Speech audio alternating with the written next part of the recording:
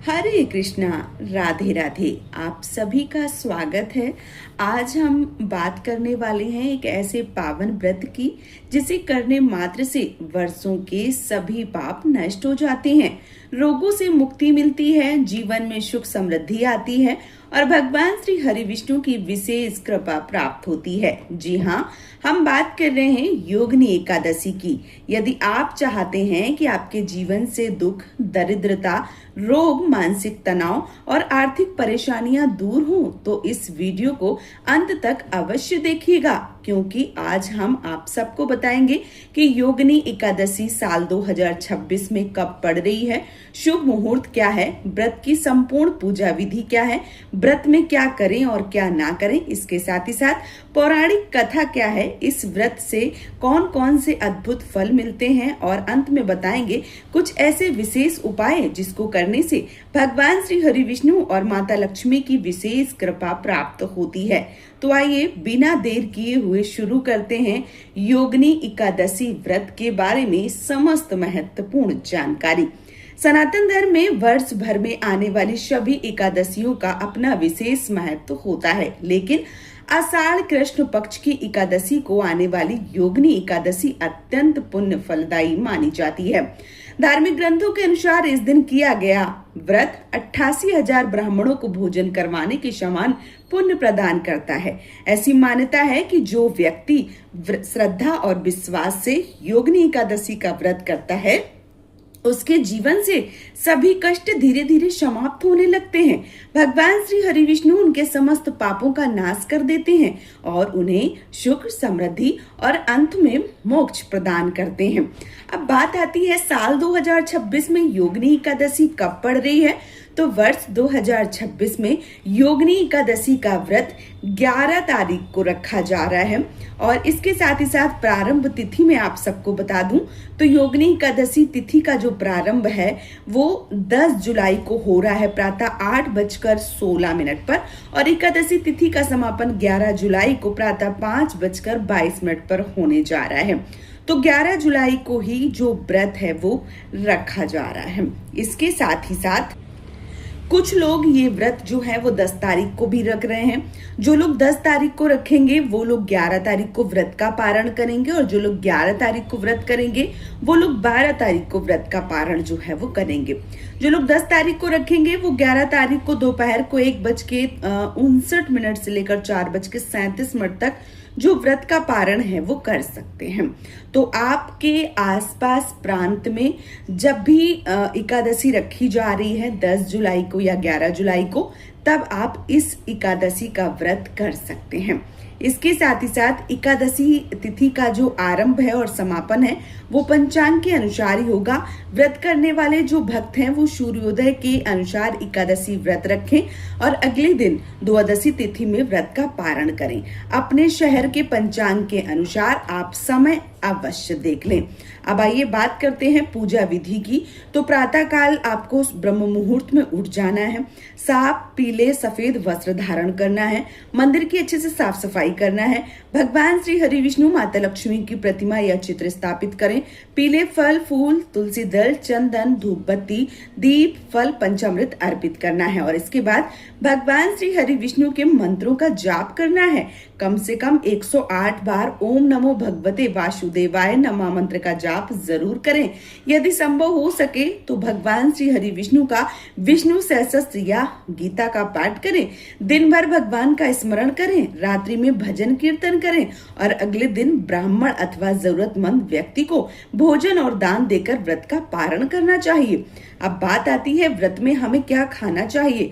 तो यदि आप निर्जला व्रत नहीं कर सकते हैं तो व्रत फलाहारी कर सकते हैं। व्रत में आप फल, जल, दूध, दही, मखाना, साबूदाना, सिंघाड़े का आटा, राजगिरी और सेंधा नमक ले सकते हैं। क्या नहीं खाना चाहिए तो चावल नहीं खाने चाहिए, लहसुन प्याज का सेवन नहीं करना चाहिए, मांस और शराब से दूर रहना चाहिए, क्रोध, झूठ, चुगली, अपशब्दों से बचना चाहिए, किसी का अपमान नहीं करना चाहिए और तुलसी दल जो है वो नहीं तोड़ने चाहिए। एकादशी और द्वादशी 2 दिन तुलसी पत्र नहीं तोड़े जाते हैं। अब आइए पौराणिक कथा सुन लेते हैं। तो अब सुनिए एकादशी व्रत की वह अद्भुत कथा जो पद्म पुराण में वर्णित है। आइए सुनते हैं। कथा। बहुत समय पहले अलकापुरी नगरी में धन के देवता कुबेर का राज्य था। वे भगवान शिव के परम भक्त थे। उनके उद्यान में एक माली रहता था जिसका नाम था हेम माली। उसका कार्य प्रतिदिन मानसरोवर से सुंदर फूल लाकर भगवान शिव की पूजा के लिए देना था। हेममाली की पत्नी का नाम था विशालक्षी। दोनों एक दूसरे से अत्यंत प्रेम करते थे। एक दिन हेममाली फूल लेकर घर पहुंचा तो पत्नी के प्रेम में इतना मग्न हो गया कि उसका समय से ध्यान ही नहीं रहा। उधर भगवान शिव की पूजा का समय निकल गया। कुबेर भगवान शिव की पूजा के लिए फूलों की प्रतीक्षा करते रहे। अब उन्हें पता चला कि हेममाली अपने कर्तव्यों को छोड़कर पत्नी के साथ समय बिता रहा है तो वे अत्यंत क्रोधित हो गए। उन्होंने हेमा माली को बुलाया और बुलाकर कहा, तुमने भगवान शिव की पूजा में बाधा डाली है, इसलिए मैं तुम्हें श्राप देता हूँ कि तुम कोढ़ी हो जाओ और अपनी पत्नी से अलग रहकर धरती पर भटकते रहो। कुबेर का श्राप मिलते ही हेममाली का शरीर कोढ़ से भर गया। वह स्वर्ग से पृथ्वी पर आकर गिर गया। वर्षों तक जंगल में भटकता रहा, भूखा प्यासा दुखी और अकेला। एक दिन भटकते भटकते वह महान ऋषि मार्कंडेय के आश्रम पहुंचा। ऋषि ने उसकी दयनीय अवस्था देखकर पूछा, वत्स तुम्हारी ये दशा कैसे हुई? तब हेममाली ने रोते हुए कहा कि प्रभु ऐसी ऐसी बात है। तभी ऋषि मार्कंडेय ने कहा, यदि तुम आषाढ़ मास के कृष्ण पक्ष की योगिनी एकादशी का व्रत पूरी श्रद्धा भाव से करोगे तो तुम्हारे सारे पाप नष्ट हो जाएंगे, तुम्हें श्राप से मुक्ति मिल जाएगी। हेममाली ने पूरे नियम और श्रद्धा से योगिनी एकादशी का व्रत किया। भगवान श्री हरि विष्णु की कृपा से उसका कोढ़ समाप्त हो गया और वह पुनः सुंदर शरीर प्राप्त हुआ। बाद में वह अपनी पत्नी के साथ पुनः स्वर्ग लोक लौट आया। इसी कारण योगिनी एकादशी का व्रत किया जाता है। इस व्रत को करने से रोग पाप दुखों का नाश होता है, इसीलिए इसे दुखों को नाश करने वाली एकादशी भी कहा जाता है। तो आप सब यदि व्रत करना चाहते हैं, पूजा करना चाहते हैं, तो पूजा में किसी भी प्रकार की कोई भी गलती ना करें, क्योंकि जब गलती होती है तो भगवान हमें श्राप देते हैं और कहीं ना कहीं भगवान श्री हरि विष्णु की कृपा से ही जो पाप हैं वो नष्ट हुए हैं। तो इस एकादशी को इसीलिए रोग नाश करने वाली, दुख नाश करने वाली एकादशी भी कहा गया है। अब आइए कुछ उपाय मैं आप सबके साथ जो है वो शेयर कर देती हूँ।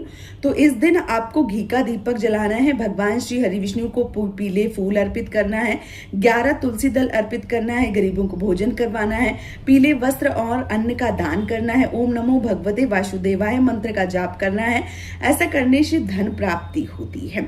इसके साथ ही साथ आप व्रत करेंगे तो जीवन के पाप जो हैं, आपके जाने अनजाने में जो पाप होते हैं वो नष्ट होते हैं, रोगों से मुक्ति मिलती है, मानसिक शांति मिलती है, आर्थिक स्थिति मजबूत होती है, घर में सुख समृद्धि आती है, परिवार में प्रेम बढ़ता है, नकारात्मक ऊर्जा दूर होती है, भगवान श्री हरि विष्णु और माता लक्ष्मी की कृपा प्राप्त होती है। इसलिए आपको इस व्रत को जरूर करना चाहिए। तो दोस्तों, यह रही योगिनी एकादशी व्रत की संपूर्ण महत्व, पूजा विधि, शुभ मुहूर्त, व्रत नियम, कथा और उपाय।